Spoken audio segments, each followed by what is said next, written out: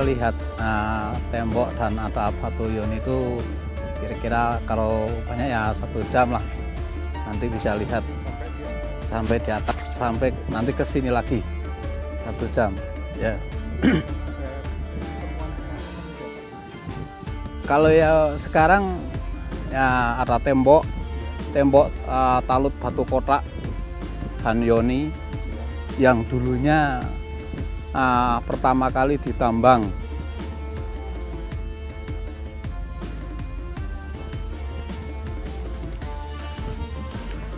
Nah, di sini juga ditemukan talut batu gundul juga. Ini mengarah ke selatan, ya. Entah panjangnya sampai berapa, masih kurang tahu. Tapi masih ada batu-batu kotak juga ya.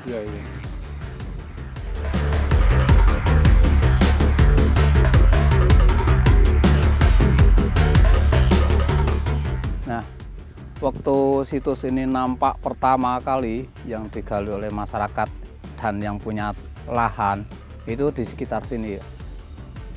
Yang ditemukan itu tahun 2008.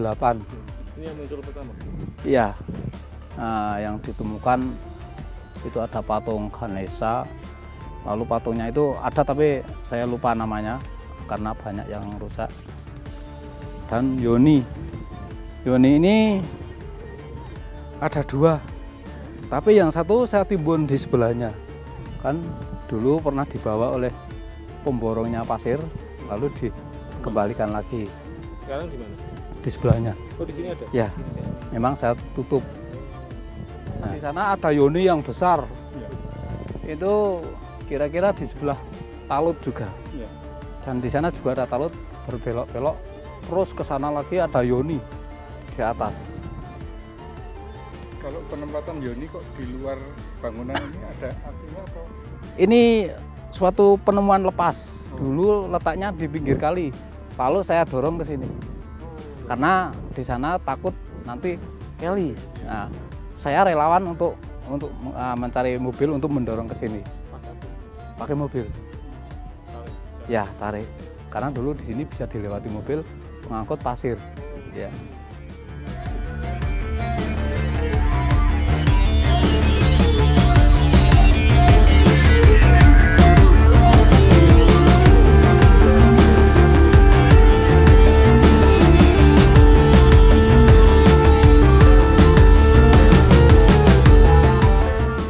Sebelum situs ini nampak, ini sudah ada. Iya. Mungkin dulunya untuk kebutuhan warga yang ada di situs itu. Iya. Mungkin. Situs Liangan itu ditemukan tahun 2008 oleh penambang pasir. Jadi waktu itu awalnya situs ini merupakan bukit ya, 2 buah bukit yang dipisahkan oleh sungai kecil, Kali Liangan, yang dijadikan merupakan ladang kebun tembakau dan kebun jagung. Nah, sebagian oleh warga kemudian ditambang di barat sungai, kemudian ditemukan talut besar di kaki bukit yang di barat sungai. Selain talut besar juga ditemukan beberapa arca, kemudian komponen-komponen bangunan candi dan beberapa artefak seperti celupak ya, lampu dari tanah liat, kemudian beberapa pecahan keramik dinasti dinasti Tang gitu. Kemudian awal 2009 kita survei. Dari hasil survei itu kita berkesimpulan bahwa situs liangan ini sebenarnya cukup kompleks dan luas, tidak hanya di barat sungai.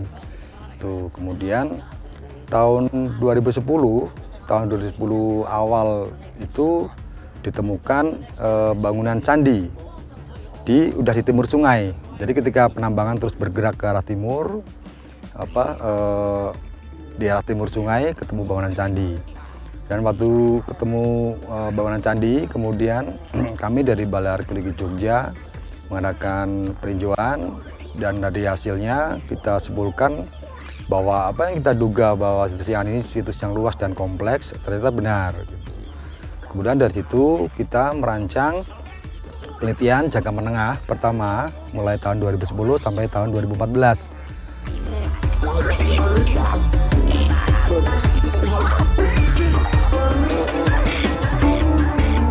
Ya, tahun 2010 yang kita temukan sisa bangunan rumah, beberapa artefak, struktur boulder, pagar candi, dan termasuk talut dari papan-papan batu, itu menjadi pijakan kami untuk merancang penelitian yang lebih detail. Dalam arti kita menelusuri struktur-struktur untuk mendapatkan gambaran tentang formasi keruangannya. Kemudian juga sekaligus kita mengarahkan penelitian pada luasan situs. Dari hasil penelitian hingga tahun 2014 ya, jangka menengah pertama, ternyata kita mendapatkan gambaran tentang karakter situs ini. Jadi karakter situs liangan ini termasuk kompleks, jadi terdiri atas area peribadatan yang paling utama, kemudian ada area hunian, dan juga area pertanian. Jadi kalau kita bagi-bagi area peribadatan itu terdiri atas 3 halaman ya. Halaman pertama yang paling bawah, sekaligus halaman pertama yang paling bawah tadi juga untuk area hunian. Karena di halaman pertama yang paling bawah itu kita temukan banyak sekali tinggalan-tinggalan artefak dari bahan keramik, dari bahan tembikar, dan logam, dan juga batu. Dan artefak tadi menggambarkan adanya dinamika keseharian, gitu kan. Nah, kemudian di halaman kedua kita mempunyai 2 buah batur, ya. Dan halaman pertama kita ada 1 candi. Kemudian halaman pertama dan ke halaman kedua itu dihubungkan dengan tangga. Kemudian halaman kedua ada 2 batur. Kemudian ke halaman kedua ke halaman ketiga atau halaman utama itu dihubungkan juga dengan tangga batu. Nah, kemudian di halaman utama, di halaman ketiga yang paling atas ini terdiri atas bangunan candi 1, kemudian bangunan batur yang sangat besar, mungkin pendopo, itu ukurannya sekitar 24 x 24 meter, dan kita ketemukan umpak yang diameternya sekitar 1 meter. Kemudian kita juga memperoleh data berupa 4 buah batur yang mendampingi bangunan candi.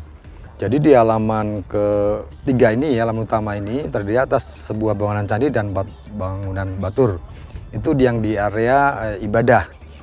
Kemudian di area pertanian itu kita duga adalah di bagian atas. Jadi di bagian atas dari area ibadah ini.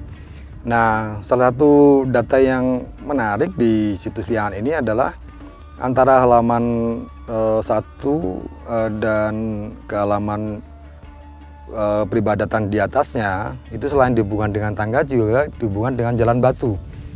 Nah, jalan batu ini setelah kita ekskavasi lebih lanjut, ternyata dia terus mengarah ke arah bawah.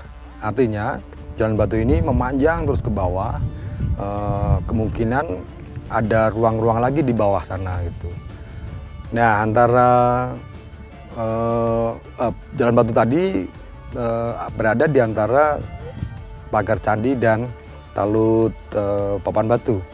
Nah, di atas talut papan batu inilah kita temukan yang tahun 2010 kita ketemukan sisa rumah dari kayu yang terbakar itu. Dan yang paling penting adalah kita mencuplik 4 sampel arang, jadi 3 arang bambu dan 1 arang kayu. Dari 4 sampel tadi kita kirim ke laboratorium untuk analisis pertanggalan, dan keluar 4-4-nya itu menunjukkan masa yang berbeda, tahun yang berbeda. Jadi yang pertama yang paling tua adalah abad ke-6, kemudian abad ke-7, abad ke-9 dan abad ke-10. Ini menunjukkan bahwa situs Liangan ini tidak dihuni sebentar, tapi setidaknya dihuni 400 tahunan, sekitar 4 abad seperti itu.